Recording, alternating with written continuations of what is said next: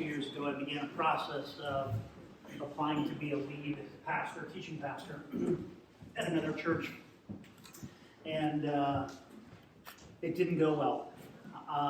It didn't go well because they kept trying to lock me down on certain theological positions, right? What do you believe about this? What do you believe about that? That sort of thing. And I kept trying to write back longer and longer and longer emails explaining, no, stop asking this question. You're missing it, you're missing it, you're missing it. And eventually they stopped writing me back. And it makes me sad. It makes me sad because in many ways we have become a people who want the quick, easy answer on Sunday. We pick churches based upon whether or not it lines up with what we think is the right thing. And then because we are in the culture that we are in, we become very screechy about it. Very, very screechy about it. This morning, I want to oversell my case here, but here's what I'm going to tell you. I don't preach often. It's never once in a while thing. But I think this might just be the most important one that I've ever preached. And if you are 18, 19, 20 in that range, I want you taking notes. Because this is what it means to be the church. And this is how you're going to go find one someday when you are on your own trying to make this happen, all right? So, you're going to see me pointing at Gavin because we got slides. We don't usually do slides in this church, but we're doing slides today. So I'm going to point, he's going to be my slide man. And we're going to start with this notion. So, as a metaphor for you, think about juggling, okay? And we're going to be juggling some things here this morning. And we're going to be about 2 or 3 balls in before you're going to go, okay, where does this come together? Trust me, like juggling, you got to keep each piece in the air, right? First ball we want to get going here looks like this. We have a text, Mark 1, in which people are saying, who is this guy? He seems to have authority. He seems to talk in a way that other rabbis don't talk, right? And of course we have the presence of a miracle in this script. And so every single time I have ever heard this passage preached in any church that I have ever been a part of, they have said, this is the people early on going, this is the Son of God. But this is a really bad reading. It's a really bad reading. It has nothing to do with that. Mark makes a turn at chapter 9 in which he is talking to Peter, and he's like, hey, Peter, Jesus is talking to Peter, and he's like, hey, Peter, who do people say I am? And they're like, well, some say you're John the Baptist, some say you might be Elijah, this, that, and the other thing. And Jesus is like, no, but who do you say that I am? Who do you say that I am? Peter's like, I think you're the Messiah. And Peter's like, that's it. You got it. That point doesn't happen until Mark 9. We're in Mark 1. So people are not having this moment where they're like, oh, this is God. That's not what this is about at all. So first of all, you got to keep in the air. Pretty much everything you've learned about this passage is wrong. Okay? By the way, I ran this through with Laura before, and I'm like, I don't know many churches I could preach this message in, and I ran the outline through with Laura, and she's like, no, good. Nuance is king. And I'm like, love this place. So first of all, pretty much everything you've learned about this passage, it's wrong. It's missing a really critical piece. To begin to understand this passage, right? Because really the question at hand here is this word that's on screen. It's a Hebrew word. It's called Semikhah. And Semikhah is the word that we use to translate authority, right? And that's where we go, well, he has authority, unlike these other silly rabbis who don't seem to have this. They just teach the law. He's got authority, right? And that's why we go to maybe this is a God moment. It's not what it is at all. Rewind the clock, second ball, all the way back to Exodus, right? Now you got 2 up in the air, right? Israelites are in Egypt. They're there for 400 years. They're slaves, right? This is the centerpiece of their story. And they begin, it's going bad. God sends Moses in, and Moses is like, let my people go. And Pharaoh's like, nah. And Moses is like, no, seriously, like do this. And Pharaoh's like, nah. And I can come the plagues, right? It's frogs, and it's locusts, and it's rivers turning to blood red, and it keeps progressing until eventually, we hit the 10th plague, and all the firstborns of the Egyptians die, right? And finally, Pharaoh's like, okay, all right, go, get out of here, right? And Moses heads out of Egypt. Where does he go? Where does he go? To the wilderness. Into the wilderness, which is where? Israel. Not yet. He's not in Israel. Where is he? Sinai. Second ball, Sinai. We're in the Sinai Peninsula, about 1,400 years before this moment that we're studying this morning. Okay? Go ahead, guys. So this is the first piece of the puzzle. Start accelerating here. Yep, go, go, go. All right. Language. Third ball. Up in the air. We got 3 balls going. Now we're talking about language, right? We've got what you learned is not right. We're back in the Sinai, and here comes writing. In human history, writing has been invented 7 times. It has been invented in Mesopotamia in the form of cuneiform. It was invented in Egypt in the form of hieroglyphics. Chinese over in China. Indus in the Indus Valley. The 5th one is Linear B or Minoan. This is done in Crete, and then twice it was invented in the Americas, once as Aztec, once as Mayan. 7 different times human beings have invented writing in human history. Every single time, it was pictographic. It was pictographic, okay? So, what does that mean? For instance, Chinese is a modern pictographic language, all right?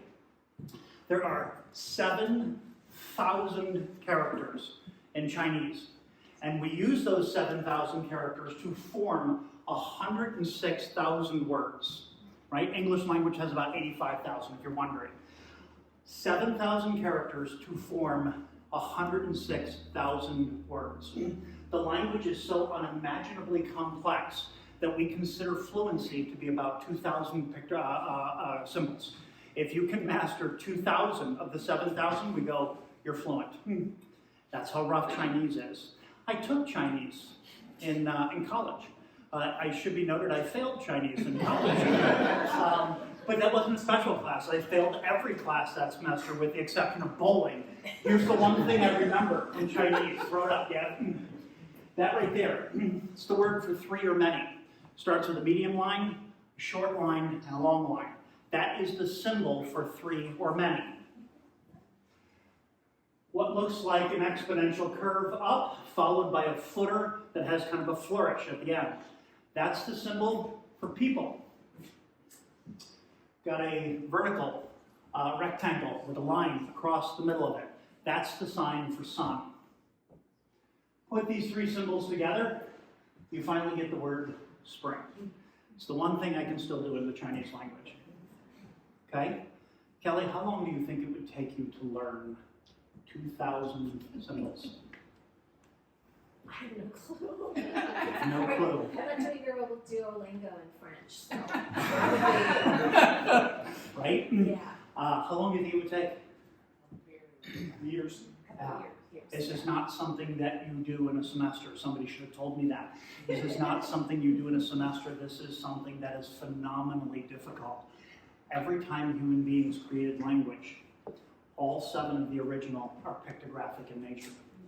Every symbol, every character actually contains an idea, okay? We had, in 1905, a British archaeologist is working in the Sinai Desert, and he discovers something that we have never seen before. He discovers something that appears to be a new language that we hadn't seen yet. And he can't quite make it out, and he's not sure what to do with it, and we put some of our best minds on it. And it takes about 11 years until we get, in 1916, a different British Egyptologist who the penny drops for. He gets it. And all of a sudden, he realizes something absolutely extraordinary. Some people consider this to be the second miracle that occurred at Sinai. What he discovers is Proto-Semitic. It is the world's first alphabet. In the Sinai Desert, we have the emergence of the first alphabet. Instead of having 2,000 or 7,000 different symbols, what they did was they would, let's say a symbol might be pronounced as chong, right? Let's say that's how that symbol was pronounced, and I don't know if that's what it is, but something like that, right? What they would do is they would cut off most of the symbol, and they would just retain the part of the symbol that created the ch sound. And they went, there it is. Instead of creating a symbol for an idea, we were going to create a symbol for a sound, right? Suddenly you don't need 2,000 symbols to be fluent. You don't need 7,000 symbols to write all the words. You have 22 symbols. You have Proto-Semitic. Hey, Hudson, do you know your alphabet? Yeah. How would you say it? I'll say it with you. A, B, C, D, E, F, G, right? 6-year-old can say it. It takes nothing to learn 26 letters. It takes everything to learn 2,000, right? Go. Moses went up into the Lord, to God, and the Lord called to him from the mountain. He said, "Thus you will tell the house of Jacob, and you will declare to the people of Egypt, you yourselves have seen what I did to Egypt, and how I lifted you on eagle's wings, and I brought you to myself. And now if you will diligently listen to me and keep my covenant, then you will be my special possession out of all the nations. For all the earth is mine, and you will be to me," here it is, "a kingdom of priests and a holy nation." See, when you have to learn 2,000, and Kelly's like, "I don't even know how long," and Ethan says it's a long time, who has the time to learn those kinds of pictographic languages? People with a lot of time on their hands. Which is why the word hieroglyphic means priestly language. You know the English word clerical? Have you ever heard of the word clerical, right? Think about it. It's got two meanings. You all know what it is. One, clerical, pastor, priest. Secondly, clerical, writing, clerical tasks in an office. Writing has always been associated with priesthood. It has always been associated with kings and with power, right? When you possess language, you flatten the hierarchy. You flatten the hierarchy. In Egypt, when we're writing out in hieroglyphs, right, and the priest says, "you must bring your kid to sacrifice," and you're like, "I don't know, where does it say that?" It's like, "Oh, right here, this little symbol." I don't read that. I don't know what that means. You sure with it? Yeah, bring a baby. Okay, right?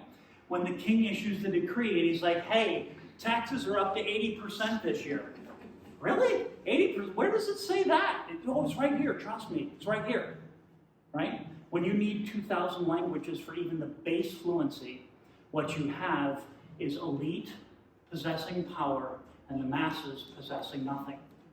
But in Sinai, we have the birth of Proto-Semitic, the first alphabetic language. And in fact, the alphabet has only been invented one time in all of human history. Every alphabet that exists today emerges out of Proto-Semitic.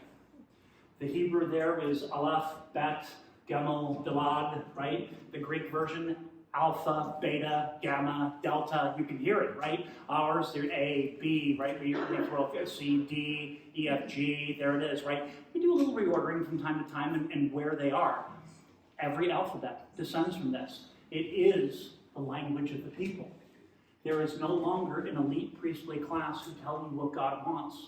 There is no longer an elite royal kinghood that tells you what the government. Everyone has access. In other words, when we see a passage like this, one of the many, many amazing things that's happening in the Torah here is we get the first introduction of the idea of radical flattening and egalitarianism. You have access to the divine. Watch what Peter does. New Testament. But you are a chosen nation. A what? A royal priesthood. There it is again. This concept carries right forward into the New Testament. Peter's talking to a Jewish audience. He is overseeing the church in Jerusalem, so his audience is primarily Jews. So when he says royal priesthood, everybody gets totally what this is. Everybody has access. You're all equal. Paul, talking to a non-Jewish audience, primarily a Gentile audience, reworks it. He says it this way: "For all of you who are baptized into Christ have clothed yourself with Christ, and there is neither what? Jew nor Greek, neither male nor female, neither slave nor free." Think about the three categories that are present on that screen right there.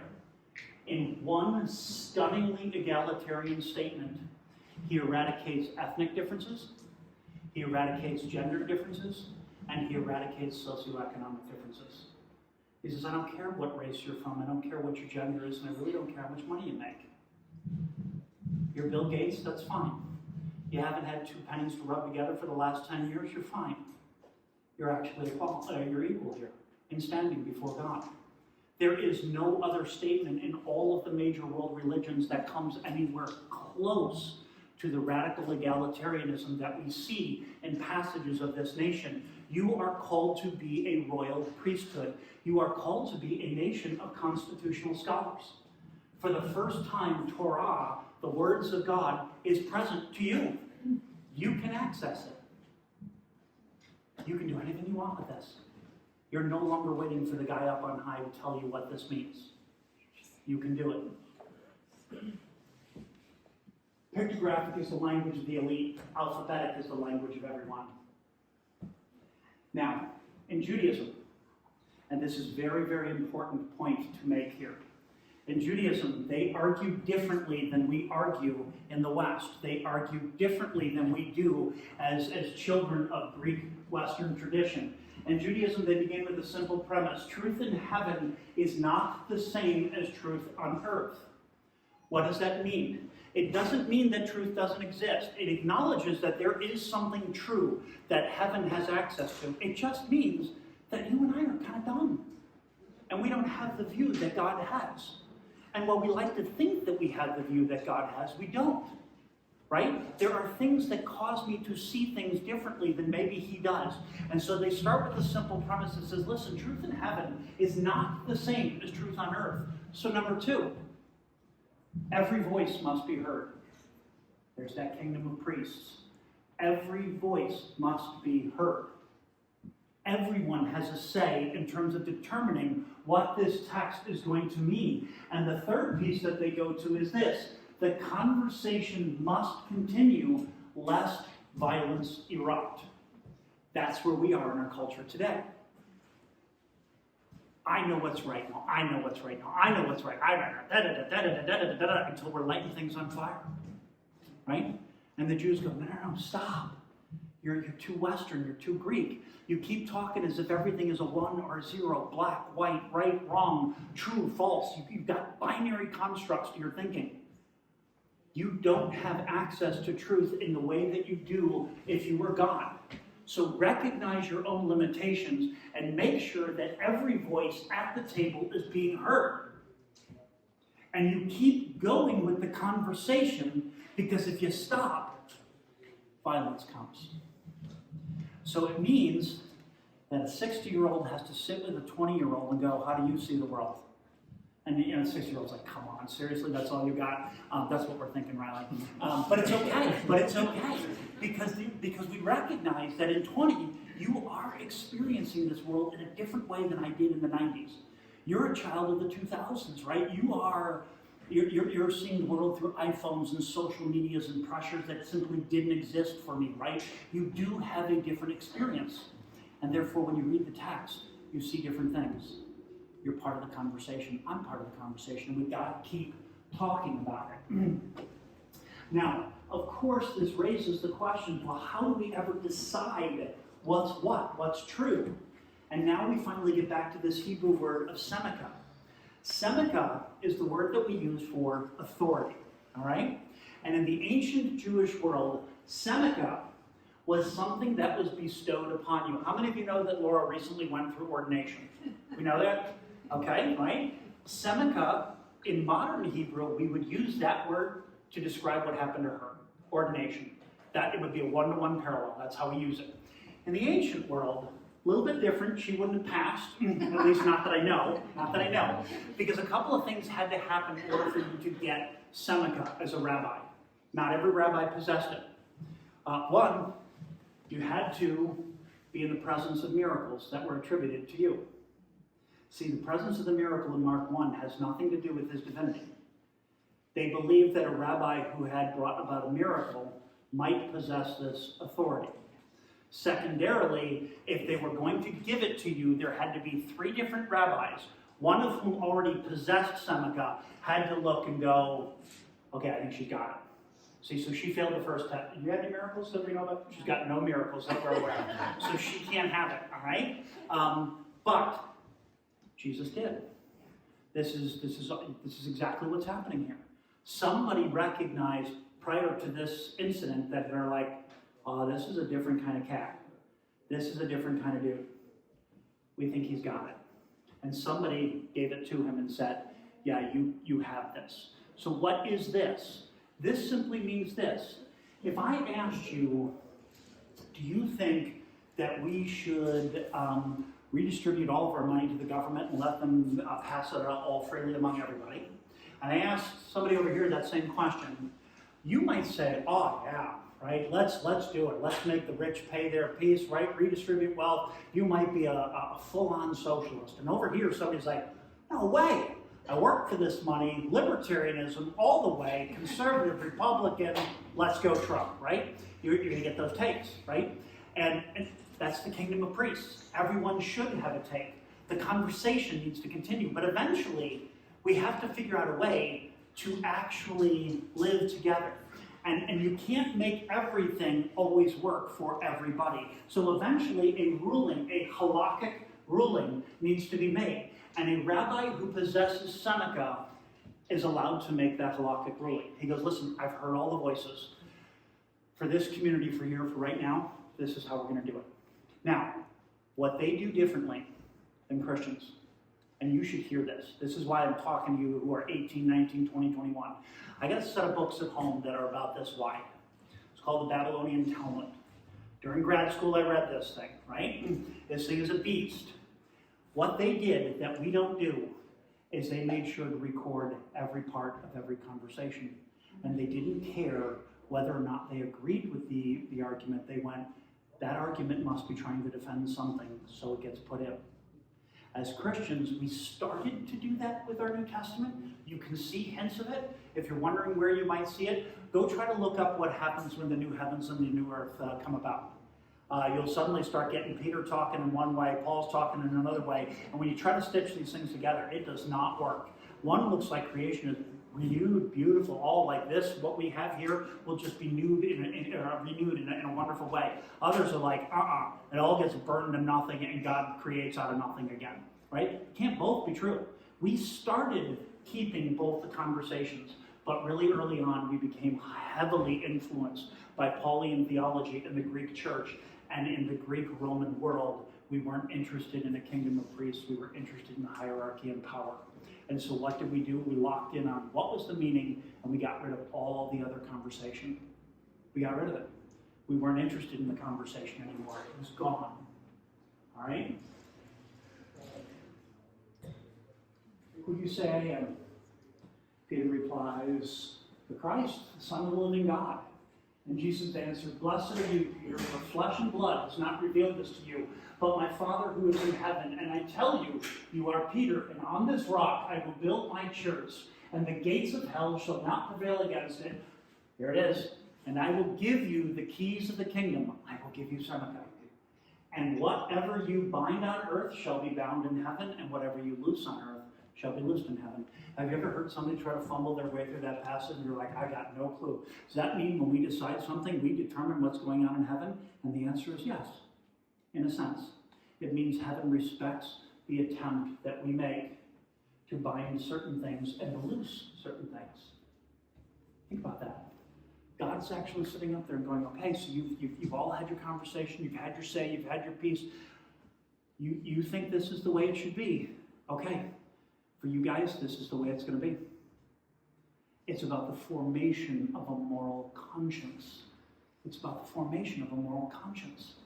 He's not interested in simply coming up with a laundry list of things that you do this, don't do that, right? Tithe, don't tithe, drink this. This is the blood of Christ. No, it's a symbol. He doesn't care. He doesn't care. He's like, wrestle it out. Figure it out. Talk it out amongst yourselves. What do you think this is? And then the ones who have Semikhah, the ones who have authority, have the power to bind for a community. But there's a couple of fascinating things that I want you to notice in here. Notice that not only did Jesus possess it in Mark 1, but later in his ministry, he looks at Peter and he's like, now you've got it. Do you see him passing it on? The passing on is critical. What it means is the guy who initially has it and said, this is the way it's going to be, he doesn't say this is the way it's going to be for the next 2, 3, 4,000 years. This is a ruling for now. This is a ruling for this community. And when he finds the next person who's got it, he goes, that he recognizes, he goes, now you have it. And now it's your time, and now it's your context, and now it's your place. Bind what you bind, loose what you loose. There's an unimaginable freedom that exists in this. Unimaginable freedom. What this means, how many of you who have had the experience so far when you're like, yeah, I go to a church and our pastor's name is Laura, and you get the look like, how many of you have the experience? You have the experience? Is it because they know Laura, or do they just recognize something in that name? Right, they might be responding to you, but my guess is they're responding to something just in the name. They know what the name means. This is a woman, right? And they look at you and they go, whoa, Ephesians 4.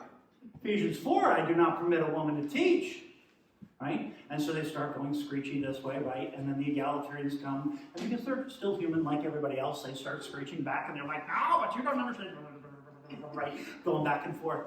No. This is the binding for this community here. She is the ordained one, right? Here she goes, this is how we interpret this for our community. It means you don't have to get online and fight with neo-Calvinists. You can let them be. You can let them be. It's okay. And by the way, they don't have to fight with you either. This is actually the beginning of a flattened, egalitarian discussion in which we go, look, there's lots of ways to interpret this. We're going to have to bind it in certain ways in a community.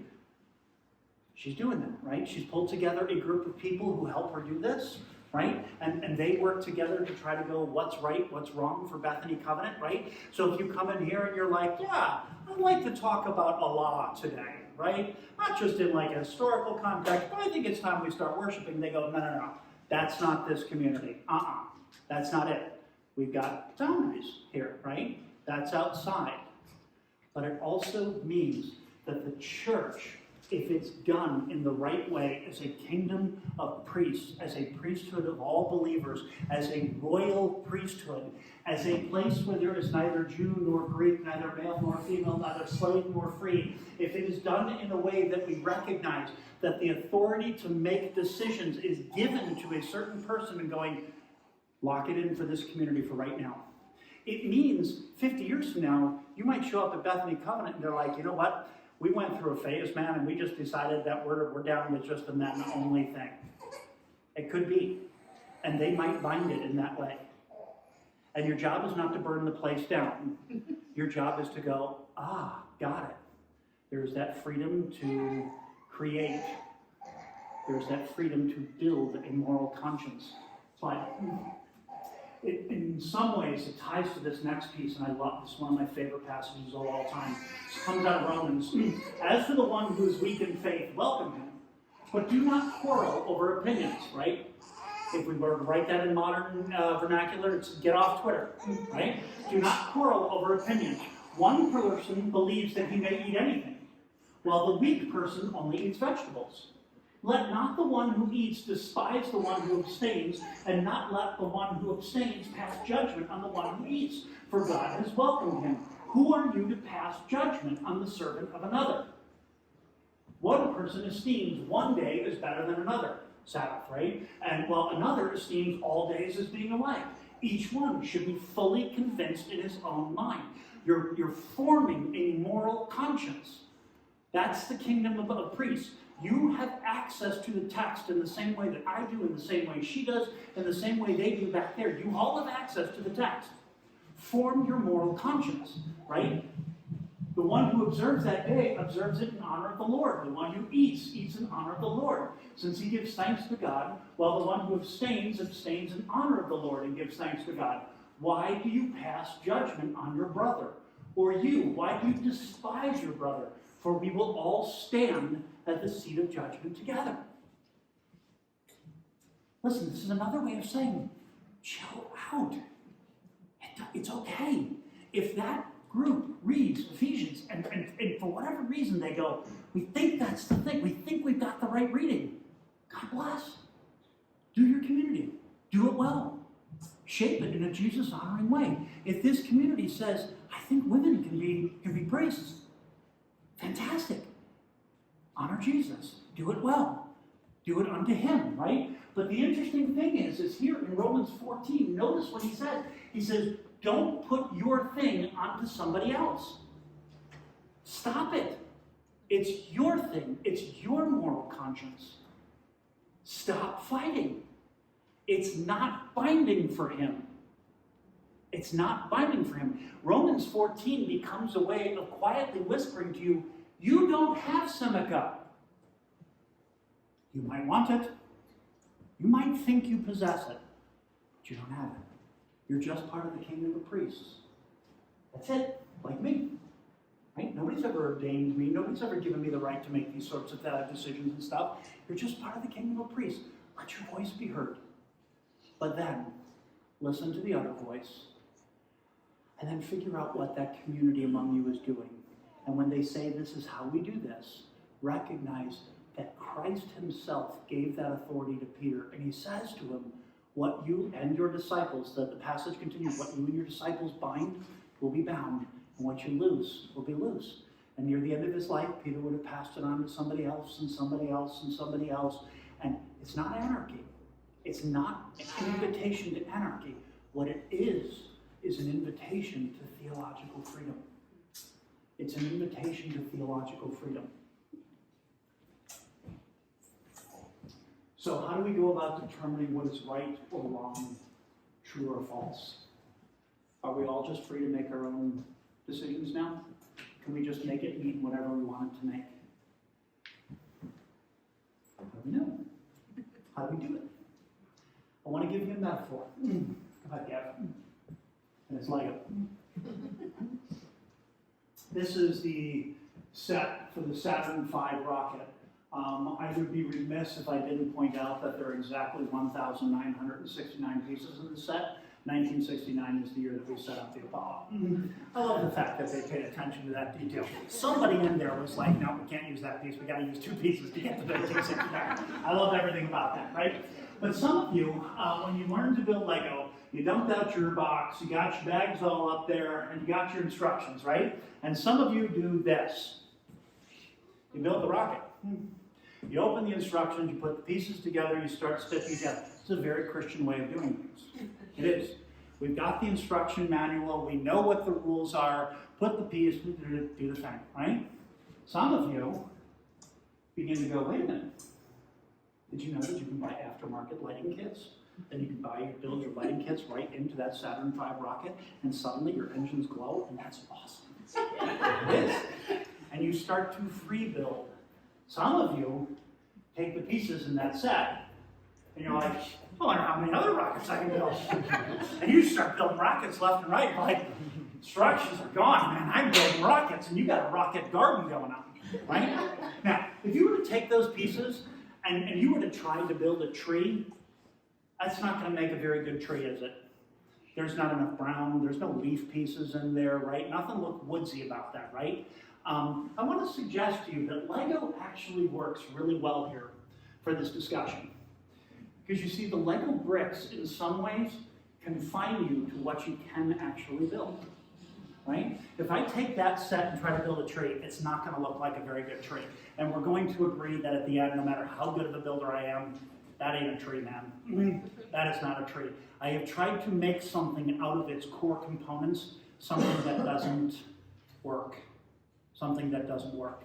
But, that doesn't mean that I have to open the instruction manual and only ever build that Saturn V rocket.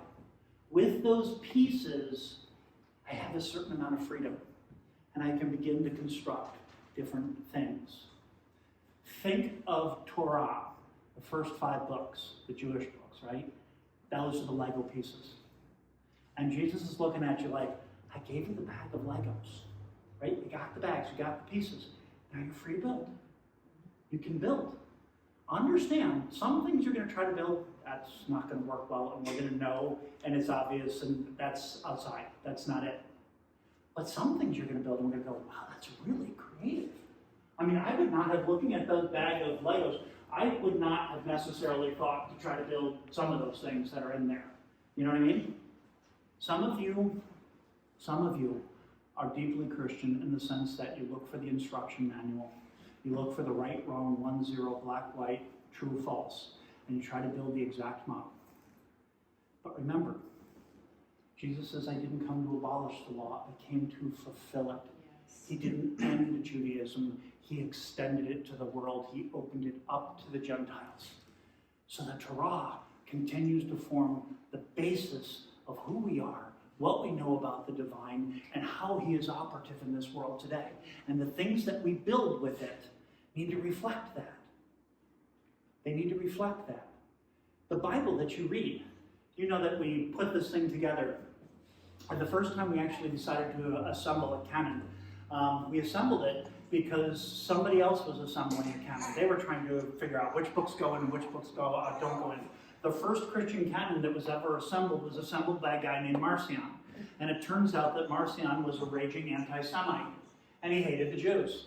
And so the first thing he went is like, well, the Tanakh, what you sometimes call the Old Testament, we don't need any of that. He got rid of Matthew because it just sounded all too Jewish. He got rid of Mark. He got rid of Luke, too Jewish.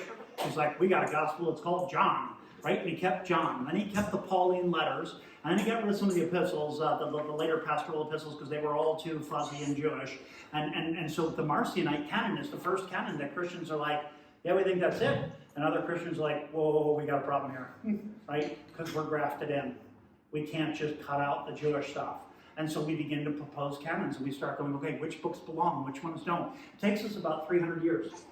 First time we get a full, complete listing that is not missing anything and doesn't have anything extra is Athanasius' Easter letter in 283 AD. It takes us almost 300 years to figure out which books go in it. This is an act on some level of what? A kingdom of priests. Voice, speaking. I think this one reflects Torah. I don't think that one does. I think it belongs. I don't think it does. Councils coming together. Who's got authority? This one we will include. That one we will not. Got to be honest with you. I've read First Clement. I don't know why it didn't make it. I really don't. It looks and reads like Paul. The only thing is it has a reference to the phoenix rising from the ashes. And on that account, it appears to be why it was taken out. Actually, that was one of the earliest symbols that Christians used to identify themselves, the phoenix. The bird that rises from the ashes, dies, burns out, rises from the ashes. The early Christians were like, that's a great resurrection metaphor. But later on, we're like, nah, it sounds like too much like Greek mythology. And so we excised, First Clement. We had to make these decisions. What belongs, what doesn't? When you read a passage of this nature, and the people are going, Jesus has authority. This is what they're recognizing. They're going, this guy reads the text, and he's got the ability to put the pieces together and go, this is how my people will live. This is how they will do it. So it actually begins to create something of a pecking order as you read your scriptures. You ought to start with something like the Gospels, because Jesus goes, this is what it looks like to be in my community. He hands it to whom? Does he hand it to Paul, or does he hand it to Peter?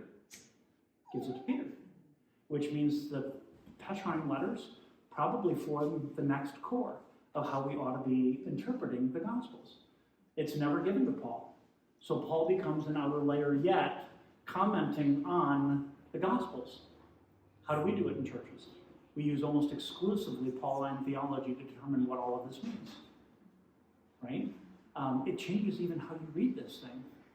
But more than anything, what I want to leave you with is you have been given Lego. You've been given Lego, which is a phenomenal gift. It's a great gift. And it's okay if you want to build the Saturn V rocket. It's a good thing to build. And some of you are like, listen, I work really tough jobs, and I'm out of the house like 12 hours. I haven't got time to do all the things. Just I want to come on Sunday morning and just tell me what the thing is. And there's a space and a time and a place for that. There is. But some of you have not yet taken up your voice in the conversation. And you're not taking up your voice in the conversation, not because you can't, but because TikTok is too compelling.